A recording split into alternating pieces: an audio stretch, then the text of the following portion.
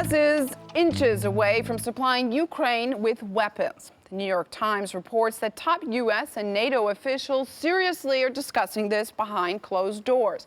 Among them, NATO's General Breedlove, Secretary of State John Kerry, General Martin Dempsey, Defense Secretary Chuck Hagel, and Obama's National Security Advisor Susan Rice. While current U.S. officials are mulling the option, former U.S. officials have come up with a wish list for Ukraine. They published a report where they urged Washington to deploy $3 billion in military assistance. That includes drones, armored vehicles, and light anti-armor missiles. Like there's not enough bombing, shelling, gunfire, and destruction in Ukraine.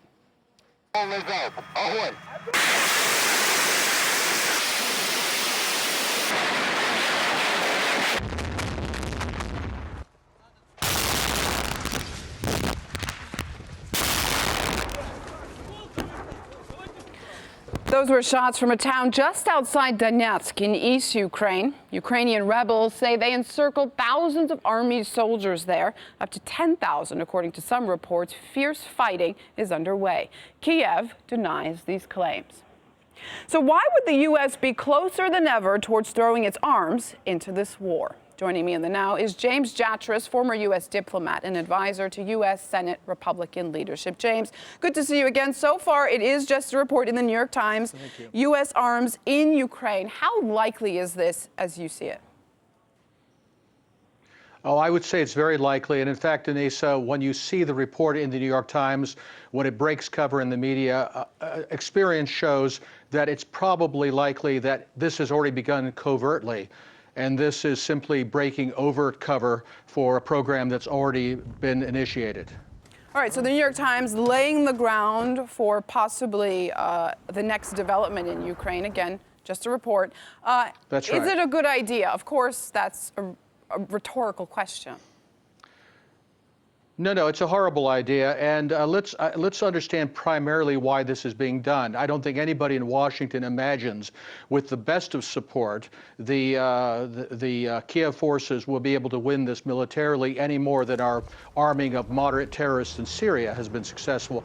I think this is primarily directed against the Europeans. That we see more and more dissension in European ranks on this confrontational policy, and the only way to scare the Euro-wimps, if you will, back on the reservation is to turn up the heat, turn up the chaos, and force them into a more confrontational position. You see more and more references, for example, to the Balkan conflicts and how the United States needed to take the lead because those Europeans just couldn't be trusted to stand strong. All right, Angela Merkel today reportedly saying that this is a bad idea as well, that there is no military solution to this crisis. How strong can the big players like Germany keep the U.S. from sending weapons?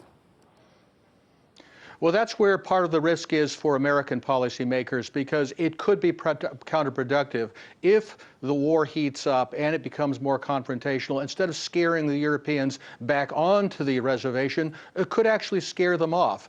Now, Merkel has been the one that Washington has counted on the most to be supportive of Washington's policies. We see the French, the Italians, the Spaniards. Obviously, the change of government in Greece has been a big problem for the Europeans. So it is a calculated risk either way.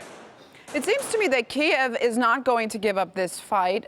Anti-Kiev fighters aren't going to surrender. They've lost so many people on both sides, so many civilians killed. Is there a non-military way out?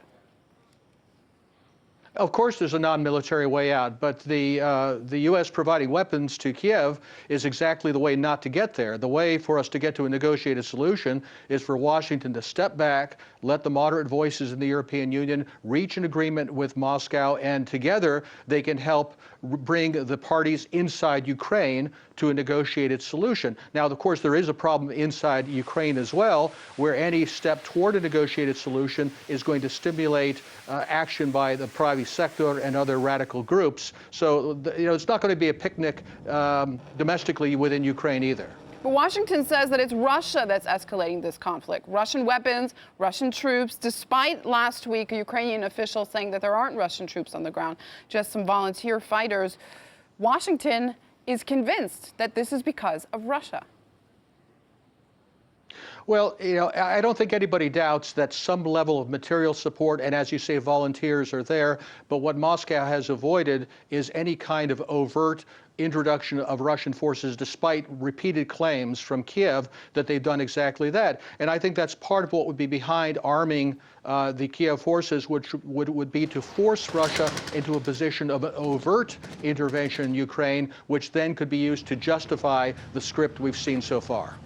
President Obama has been speaking recently on the Ukrainian crisis, more specifically on Sunday on CNN. Let's take a listen.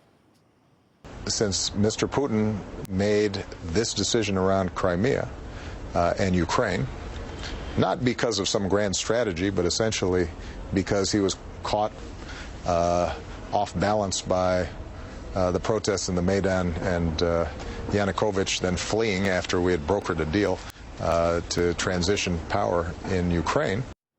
What's the deal, James, that Obama's referring to of transition of power? I don't remember the U.S. brokering any deals officially in Ukraine before President Yanukovych fled.